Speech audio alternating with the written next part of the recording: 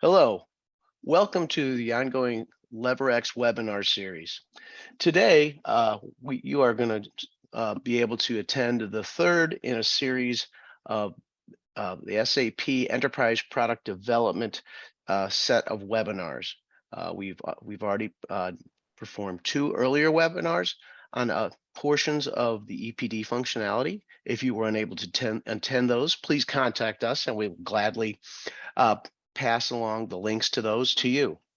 Hi, my name is Dave Cramp, and I'm Director of Sales here at LeverX. I'm out of St. Louis, Missouri, and I'm just the pure moderator today. I am going to introduce those that count, and that is Teofil Sawicki, who is a Senior Solutions Architect at LeverX. He's been at LeverX over 10 years, and he has over 20 years of ongoing across the board discrete manufacturing functionality from design down to shop floor fab. We also have Lars Olson, if I can spit it out. He's solution manager at SAP's digital supply chain organization, who is where he's responsible for the 2D and visualization solutions. He has over 20 years of visualization digital manufacturing, intelligent asset management experience, and he's been working on integrating this 2D and 3D visualization across SAP outside of the engineering across the enterprise. LeverX has 14 offices. We're across the globe. We are headquartered in Mountain View, California. We have over 1,500 employees and over 800 clients and over 950 projects. We've been in business since 2003. We are an SAP Gold partner and part of also the SAP App House. We also have a part of the company called Emerline, which is our full-scale software development services for startups or even established customers in areas where you need product development that's outside of the SAP space.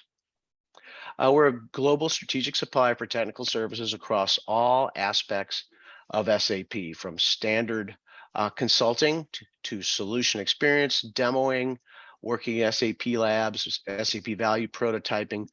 We do a lot of our business in standard SAP development, where SAP actually comes to LeverX and we actually work for SAP, creating SAP software for them. So we do that for the core product and for custom product development, or what SAP would call a CPD solution inside of SAP for them.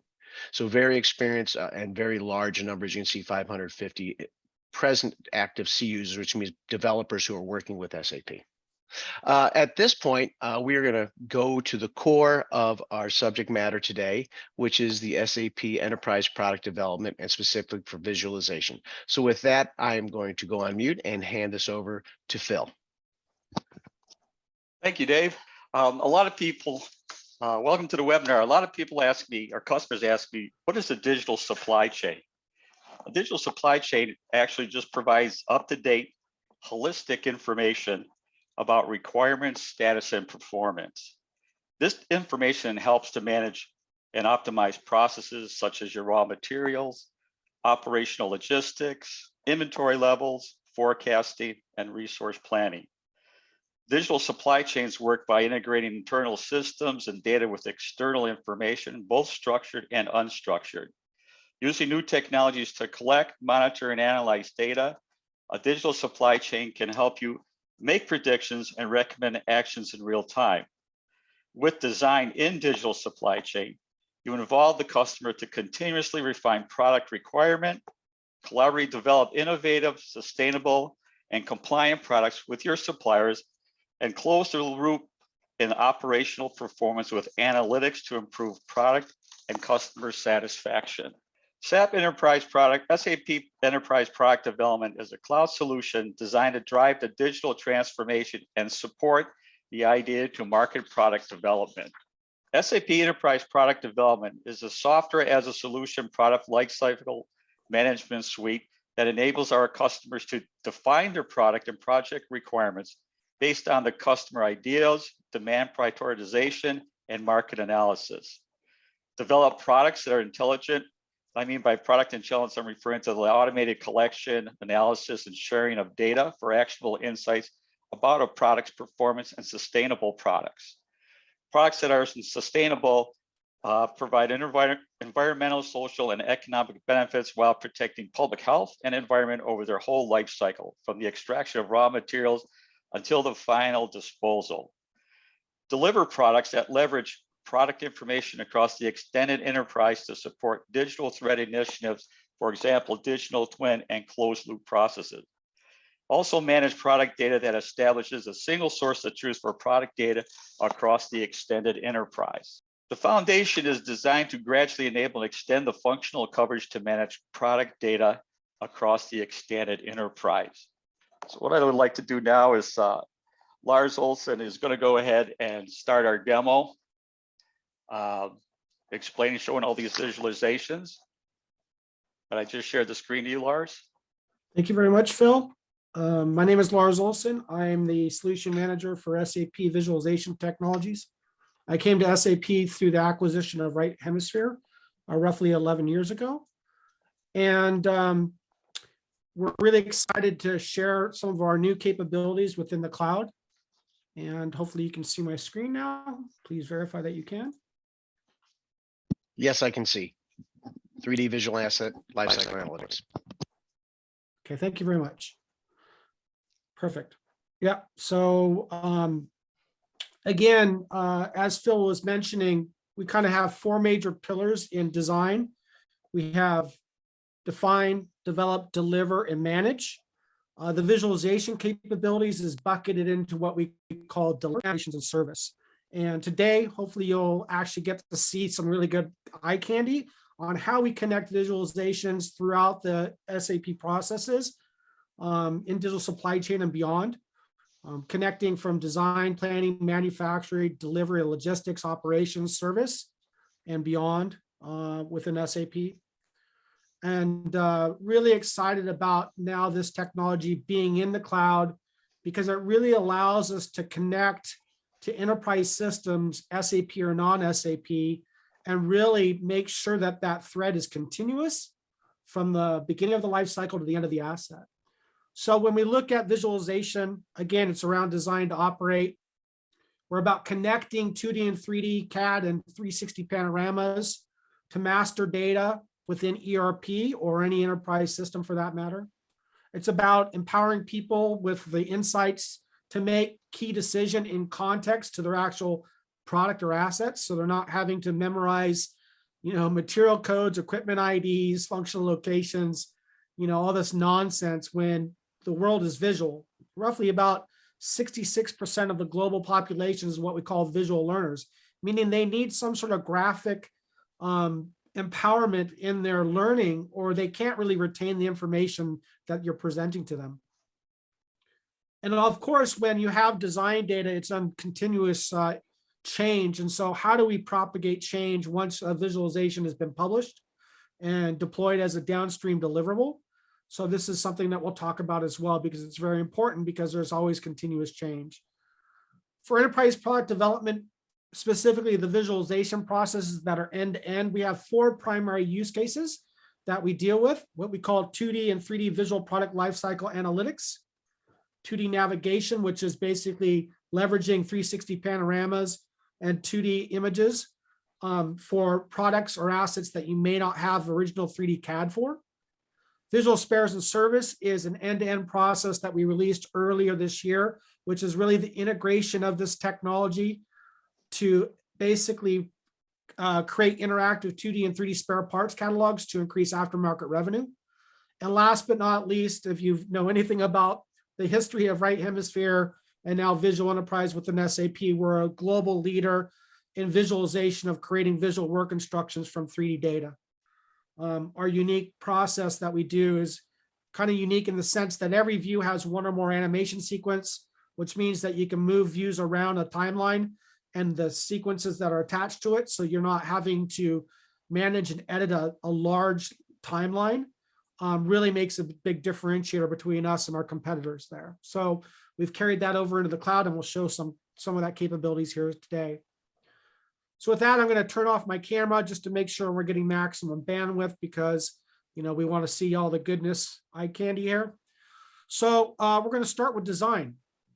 So let's talk about 3D product lifecycle analytics. It's basically about enabling and connecting your product information to the various stakeholders from design to operations so that they can see relevant information for their particular job by persona inside of a template. All these visualizations basically get streamed out of the business technology platform, which is an integration platform that extends core ERP within SAP. And it allows us to connect to enterprise data. And these templates allow us to bind not only the data connection as well as the template and the template cards to create a unique user interface specific to a persona. So in that process, we import 3D or 3D CAD.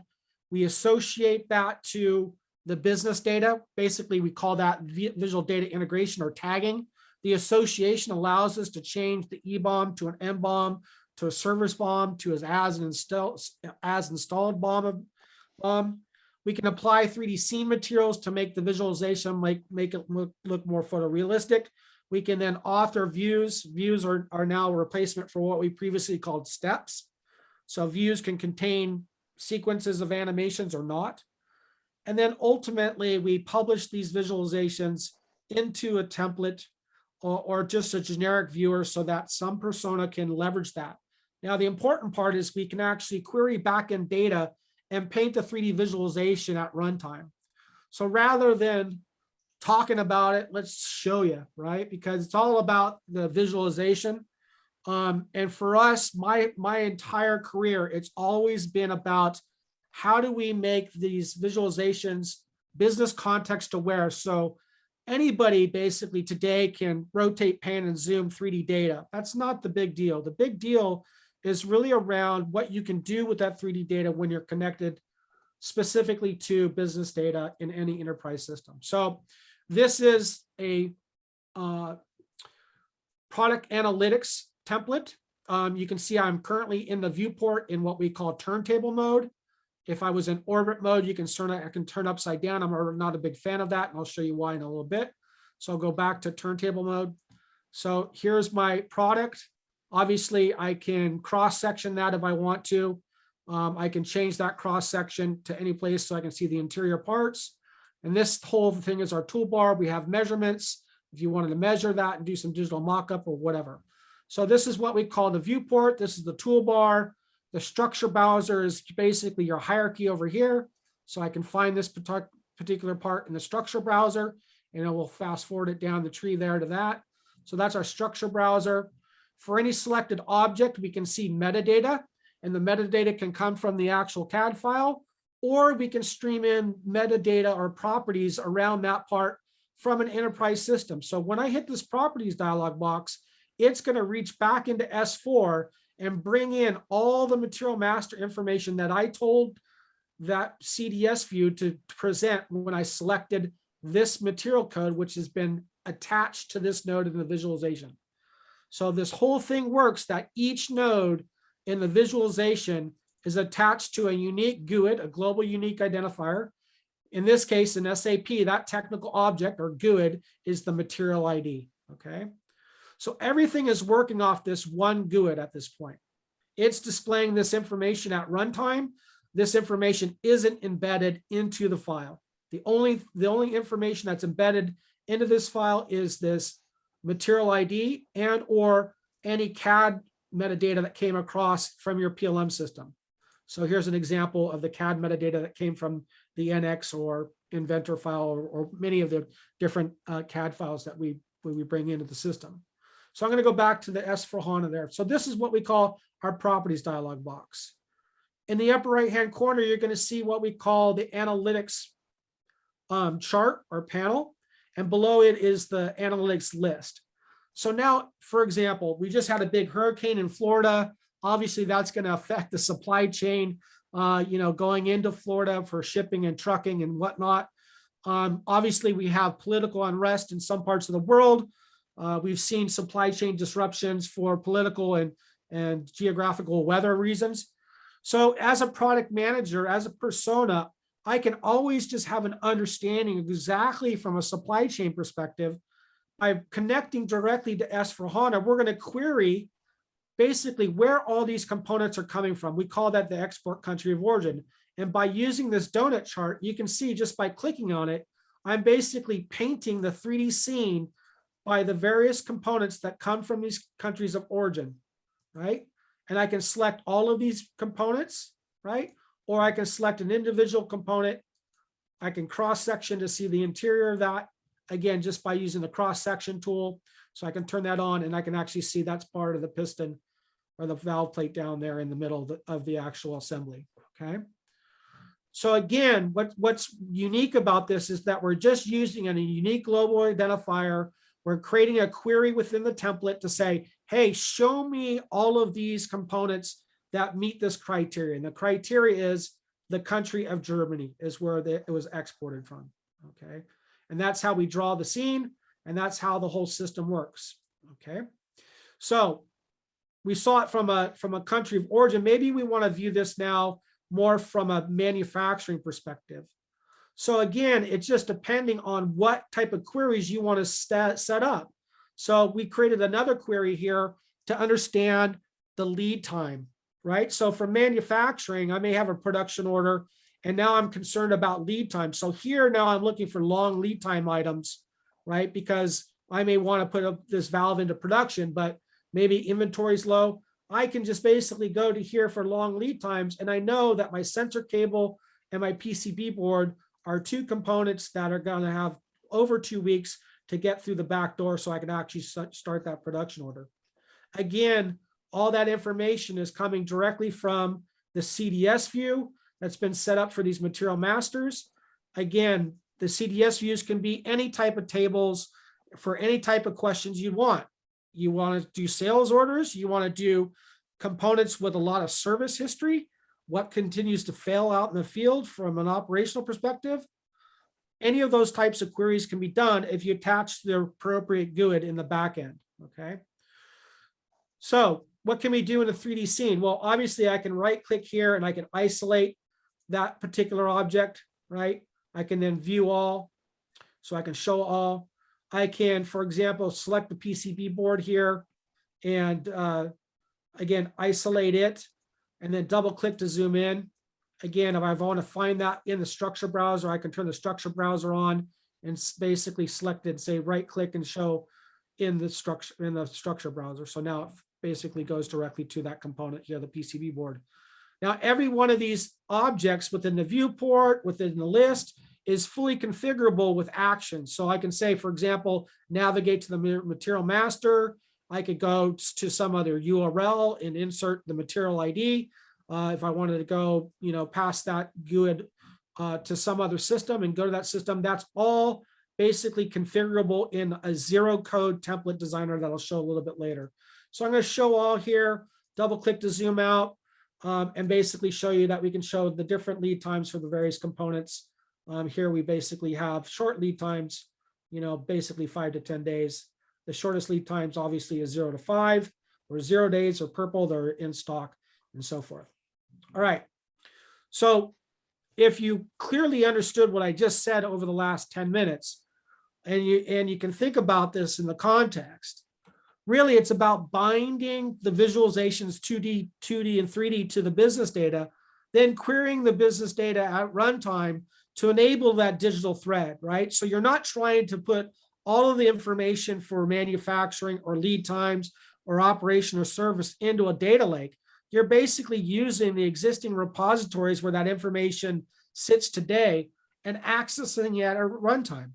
There's no reason to create a big data lake then you're trying to manage this huge data pool. And if it comes out of sync, then what do you do, right?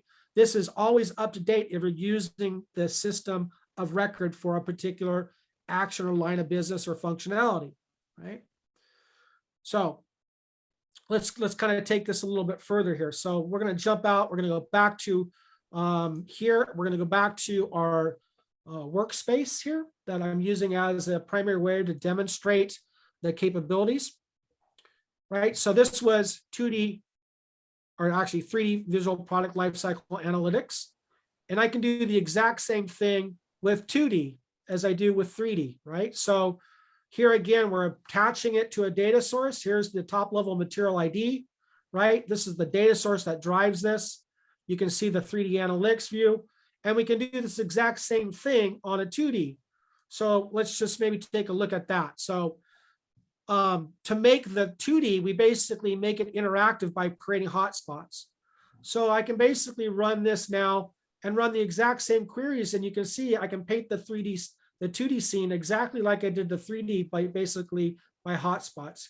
If I unclick here, you can see that every one of these callouts and the actual surrounding area for the components has been hotspotted and tagged with that GUID, again, the material ID, which allows me to do the exact same thing with 2D data that I just did with 3D data to make it fully interactive and connected, okay? So that's a nice little overview of doing the exact same thing we did for product lifecycle analytics with a 2D file rather than a 3D file, okay? So that's for design. For planning, right? You may want to, integrate visualization directly into SAP Supply Chain Control Tower for intelligent visibility. What does that mean? That means if you know a component is in a particular logistical shipping scenario, you could basically say, well, A, what does that product look like? This valve that I've been demonstrating, we call it the EVO valve. And you would think that it's probably, I don't know, maybe a 1.5 foot tall by maybe, 5-6 inches diameter. No, these things are almost 3.5, 4 feet tall, and they weigh a couple 100 pounds. They're pretty big. But it just looks like a normal valve, but you wouldn't know that unless you looked at, what the weight was. So having the visualization in context to another object gives its size. If you can access the actual material ID, you would know the weight for each individual component and the top level assembly. And more importantly, you can also basically connect the product to where that warehouse was and visualize where exactly is that product stacked or housed in your logistical warehouse. So we connected that visual to planning and so forth in logistics. From a manufacturing perspective, again, it's about visual work instructions. How do we enable manufacturers to leverage this 3D data within an execution system such as SAP manufacturing execution on premise or SAP digital manufacturing execution in the cloud, right? So we've integrated, again, this visualization into the production operation dashboard. So you can actually see this visual work instruction on how to actually assemble the top head here. So again, it's about importing the 3D data. We always want to associate, if possible, to the appropriate BOM. When matching manufacturing or service and asset management, you always kind of want to start with the MBOM, because obviously how you assemble it is typically the way that you disassemble it. Or the engineering BOM it can be completely structured, a way that it wasn't assembled. So we always like to restructure the EBOM to the MBOM to make the service BOM. And since we can connect to those BOMs, we'll do that in a little bit. I'll show you how we connect to a data source here by a BOM so that we can actually use this in the association process. Again, you can make it look better. You offer the views and the animations within EPD visualization, and then you bake them, publish them, and store them as a URL link into DMS, into SAP ERP or S/4HANA. So let's click and take a quick look at this simple visual work instruction for manufacturing. This is about assembling the cap to the intelligent valve assembly. So just like in the previous 3D Visual Enterprise, you can see we have a series of views here at the bottom.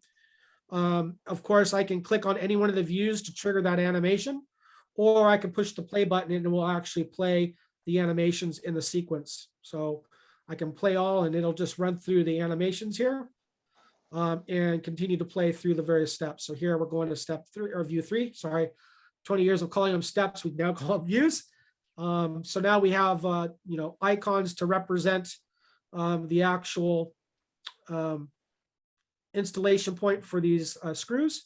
And then obviously we can animate the actual screwdriver coming into view, the rotation and so forth. I think you understand what we're talking about here. So let's stop there and move on. So again, we have this scrubber that allows you to scrub anywhere via gestures. I should say that all of these visualizations are running inside the web browser.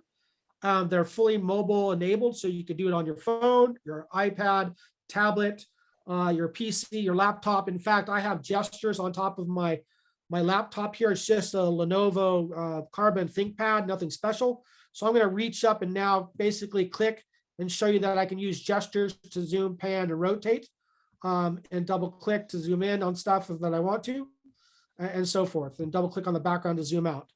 So really cool capabilities that's fully gestured enabled, fully mobile, full mobile access. All you need is an internet connection, and these visualizations can stream down and render out runtime on the device of your choice. Okay, so that was a visual work instruction for manufacturing. From a logistics perspective, again, we leverage this technology in transportation management, specifically in PDF publishing, where we create the load plan. As you can see here, the load plan basically is a way for us to do a really intelligent Tetris, where we're basically trying to load the vessel. It could be a planes, trains, and automobiles in the proper order based off of the route for that particular logistical vehicle or plane or ship that it's going to follow, so that you're not having to unload a bunch of pallets that doesn't make sense. You don't want to put the stuff coming off first at the end.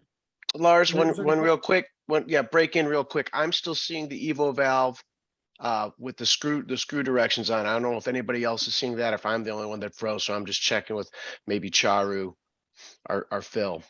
No, unfortunately, yeah, my screen is just it says it's just blank. It says Lars also start screen sharing. That's it. I don't see your. Okay. Why don't you restart restart your screen Yeah. share, Lars? Okay, sure. Let me No know. problems. I'm going to share my screen. Yeah, Thanks for checking. Yeah, I was like looking, going, let's see if everybody else is seeing what I'm seeing. How about now? Okay, now we're there we go. Transportation management, rock and roll. Okay. All right, cool. All right. So again, it's about making sure that your transportation is properly packed, so that you're not wasting a bunch of time at every stop moving pallets out of the way to get your product on its way to the consumer, right? So they leverage this EPD technology for the 3D printing in transportation management. From an operational perspective, kind of the same thing we did with materials and product design, but more in an asset lifecycle analytics perspective. Again, this is both 2D and 3D.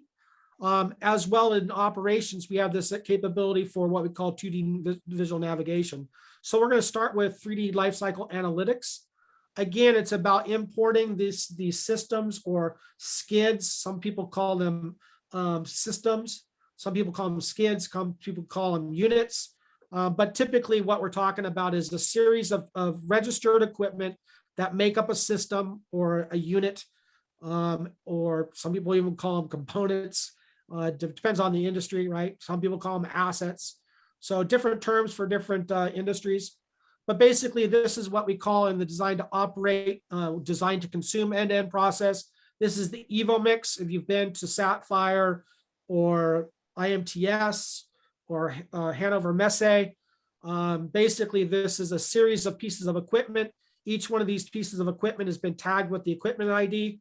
Again, if I select any one of these pieces of equipment and go to the properties, you can see it's been tagged with the equipment ID up here at the top. This is our unique GUID, which is then pulling all this master data out of the Asset Intelligence Network.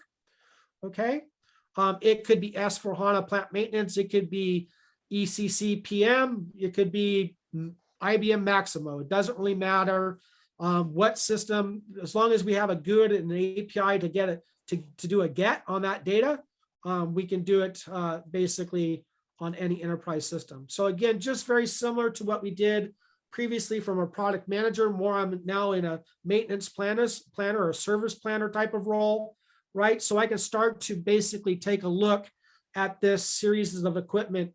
So here, let's do a couple things. Let's first do a query on the different equipment classes, because I always think this is kind of cool. Basically, we can see what this thing is made up of. So if I click on the gray area, these are all our valves, right? So those are valves. We can go over here to the red, and those are input devices. So these are IoT devices that are being monitored at runtime in real time to show us status, flow, heat, rotational, vibration, stuff like that.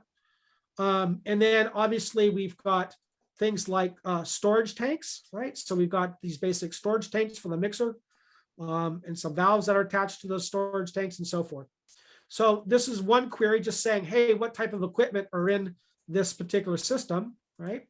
And it basically cross-references there. A different type of query that may be interesting here is around risk and criticality scores. Now for enterprise asset management, you want to really have a strategy around how you perform maintenance. So what happens now, or a real kind of Six Sigma type of process, is what we call asset performance management. Basically, you score all of your assets with a score based off of a couple things. You ask questions about, what will happen environmentally if this thing goes down? What will happen to personnel if it goes down? What will happen if it's it goes down financially to maybe my production or to my business? And basically, based off of the answers to those questions, you get a score assigned to each piece of equipment. Okay. And here we're going to now paint all the equipment by risk and criticality scores, because it may determine how I'm going to do maintenance on a particular set of equipment. So to give you an example right here, if I click on orange, which is very low risk and criticality scores, which are these 3 butterfly valves for each one of the tanks above it. These butterfly valves, now my strategy for maintenance, right? Since it's not very critical, I'm just going to run them till they're failure. I'm just going to run them till they die. And then I'm going to replace them. I'm not going to maintain these things at all. It's not worth it. Okay. Versus I may have something that's ranked really high here, right? So if I go to medium green, you're going to see there's a valve here. But now for the actual real high ones, the reason why everything is painted solid, it basically is saying that for any one of these pieces of equipment here, right? So I'm not going to do the mixer. These 4 components, right? If any one of these fails, the entire system goes down, right? And it's going to cause you lots of grief on a lot of different areas here. So for example, if I select this particular Evo valve, which again is the digital twin of these ones, right? It's a registered product. It's become product and it's turned into equipment. Once it has a registration number or a unique good, it's now equipment in the system. I can see the properties of that. Now, just like I showed you before, I'm pulling this information from a data store, in this case, Asset Central Foundation or Asset Central, which is a different data store than S4HANA, but synchronizes with it. And I can actually now jump directly to that piece of equipment just by right-clicking and saying Open an Asset Intelligence Network. So now I'm jumping out of EPD in context of the thread directly to this master data around this unique piece of equipment that shows me the actual risk and criticality score here, right? That's what we are painting the 3D scene by. And then on top of that, we could go to the assessment and you could actually see how this assessment, the score was actually applied to this particular piece of equipment. So it should show up somewhere down here. See how this thing was scored, right? Based off of environmental, production, health, and safety. That's how the score above was assigned, okay? So basically, just a different query of back-end data, basically saying, hey, from an asset strategy performance perspective, I need to really make sure that I have, routine maintenance assigned to this particular piece of equipment so that it never fails and I don't cost a lot of money to my business and or I don't hurt somebody or I don't affect the environment by that particular piece of equipment failing. All right. So that was 3D product 3D asset lifecycle analytics, right? And we can do the exact same thing on 2D if we'd like, okay? Just like I showed you by hotspotting and so forth. I'm now going to talk a little bit about 2D visual navigation. We really created this type of capability inside of enterprise product development for one particular reason. There are many industries out there, such as mills and mining, oil and gas, telco. I think I said utilities already. Chemicals, that they don't have the original 3D CAD. They may just have 2D P&ID drawings, and they really want to digitize all their equipment in a reasonable way. So basically, with a sub 1000 360 panoramic camera, this enables you to create a virtual walkthrough of your plant or your refinery, and basically connect to the business data for your equipment and drag and drop those technical objects directly on to the images to tag them and associate the image to those technical objects, functional location, equipment, spare parts, whatever it is, okay? And so now we have a way to digitize our brownfield assets when we don't have the original 3D CAD, okay? So this is what we call 2D visual navigation. I'm not going to do the Evo mix. You guys have seen that a couple times now. Let's jump to this actual demonstration we did for the utilities conference and take a look at this particular 2D visual navigation. All right, so here I am. I'm going to a bird's eye view of obviously a substation. We basically have these what we call markers, and these markers can represent objects or they can represent the navigation from one image to the next. I can always go over here to the side panel and look at all the different locations that I can jump to. You can see this is a fairly evolved visual navigation, just like you would have for your home or your maybe the resort that you're going to, but it's really about giving context visually to the actual assets and equipment, functional locations that are in there, all right? So with that being said, I'm going to now navigate down to the substation itself, where we're going to go down to the ground level here. And now you can see I'm basically leveraging a 360 camera. Again, you can get, 136 megapixel, 360 cameras for sub $1,000.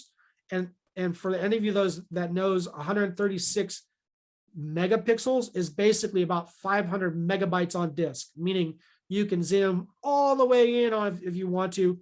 We're just using 8K versions here because we find that that's the best trade-off for performance versus pixels, okay? So again, we basically linked this visualization to markers.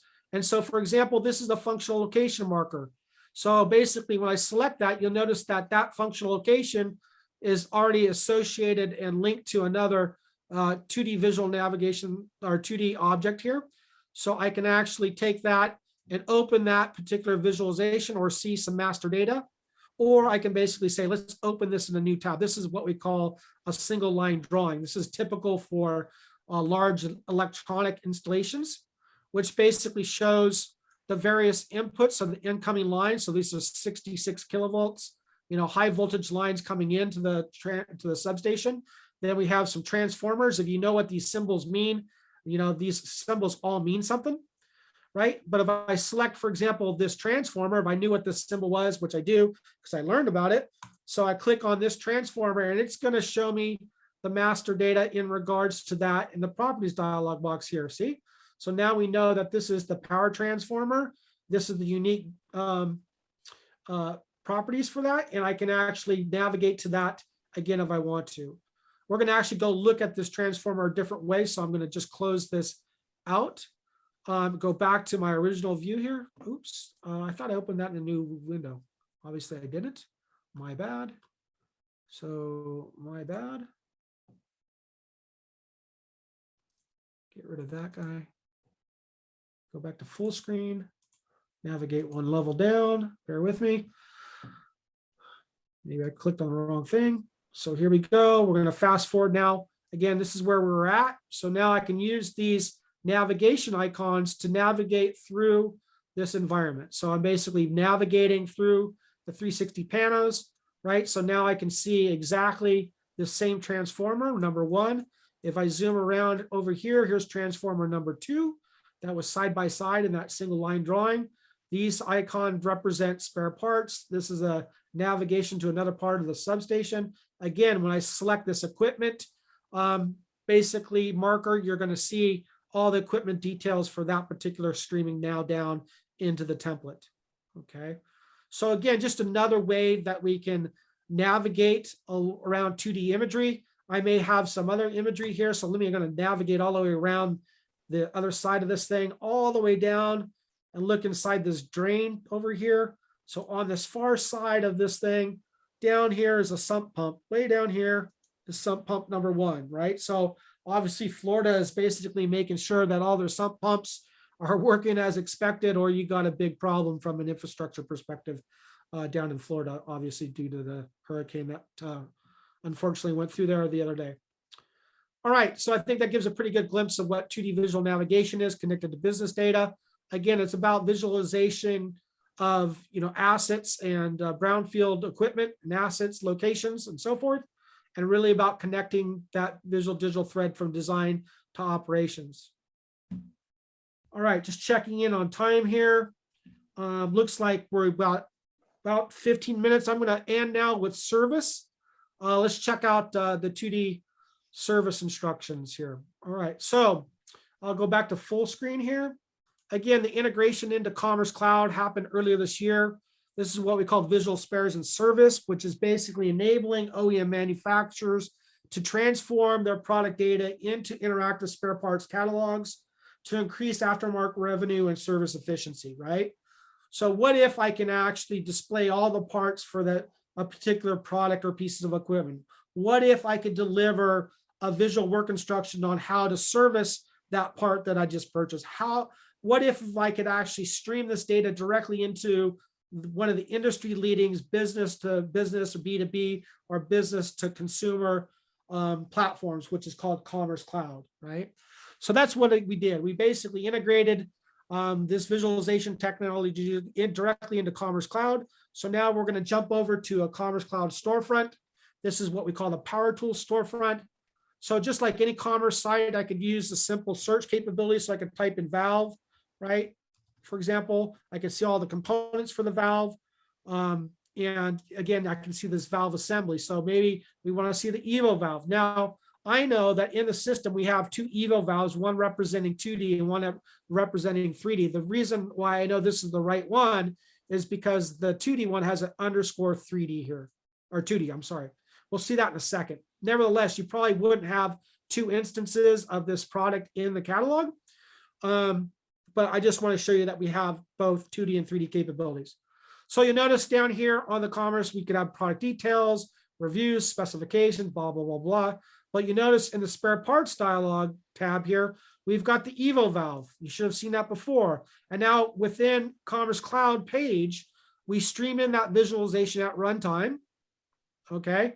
And now this is an exploded view that was authored within EPD. And now we can actually see the exploded view for each component. If I double click on a component, it zooms in. If I double click in the background, it zooms out. If I select an object, it obviously controls what we call the service BOM over here. I can fast forward anywhere on the service BOM and make a different selection. So maybe I want to select the control head, control module, add that to my cart. That looks good. I can proceed to checkout, give your credit card, go net 30 terms. You basically understand what I'm talking about here. I can do other things like I can filter by a partial string here. So I can type in 704, for example, and that brings me down to this O-ring, right? If I know the exact, product code, maybe a little bit better, right? So 704, which ones that I know is got a lot in there. Sorry, I think I always use 803 is one. I think 803, you can see it starts to filter by the 803 string. The same is true if I clear this, this query here and just type in piston. This happens all the time. So now I've got 3 objects that have a description called piston, but now I can basically select each one of these. I can isolate them, right? And now I can see in detail exactly which one of these it looks like, rotate around the access point again with gestures. So I know exactly what I'm ordering so that I order the right parts. This one obviously is out of stock. That's always good to know. So this is the actual part that I need. Again, I add it to the cart and I'm on my way. Okay. Just going to quickly pop over and see the 2D version here real quick. So I'm going to go up here and go back, go to valves and show you that we have 2. So the bottom one should be my 2D. And again, show you that we can have the same capability that we do in 3D directly in a 2D interactive spare parts catalog. So again, you saw this previously. Again, if I double click on an object, it'll zoom in. If I double click on the background, it'll zoom out. We can show all the hot spots, right? And then we can basically use the SBOM control over here to highlight the part, and I can add that to the part. So maybe I need this body here, this body part, or piping or whatever it is, and add that to the cart. So I'll add that to the cart and be on my way. So I know we're running out of time. We want to make sure that we save enough time here to talk about the various capabilities or answer any of the questions. So with that, we can go to the chat. And with the remaining 10 minutes, go ahead and open it up. So can you unmute or can you type anything in the chat? Yeah, so the process, Lars, is that we ask anybody online if they have a question for anybody here to please use your chat functionality that you have at the bottom of your screen. You kind of see the little voice bubble down there. I'm thinking everybody sees the same thing. I see participants, share screen, chat. Down in the lower middle part of your screen, that you can just open that up and you hit a chat box. And if you have a question, just please type that in and we can address that question. And while people are typing, a few things come to mind. You will, after we get this recording all cleaned up and MP4'd up, we will set up a link to this and we will set up a PDF of the presentation that we had it as the precursor to Lars's phenomenal demo. It's really just love to sit here and watch him do his thing. So you will be yes. I can't seem to type anything into the chat. It's saying chat disabled.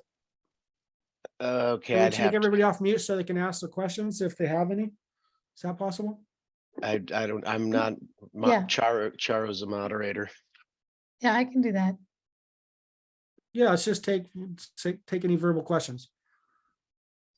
Can I ask about customer references? Yeah, so the first year of EPD being out, we actually sold to basically 100 licenses of EPD across industries for various capabilities. On visualization side, it's probably a 50-50 split in regards to either people, designing product, or it's people that want to maintain facilities or assets. So it's pretty much split down the middle in regards to either, being an OEM manufacturer from a visualization perspective versus somebody that's an operator or using it for asset management and service.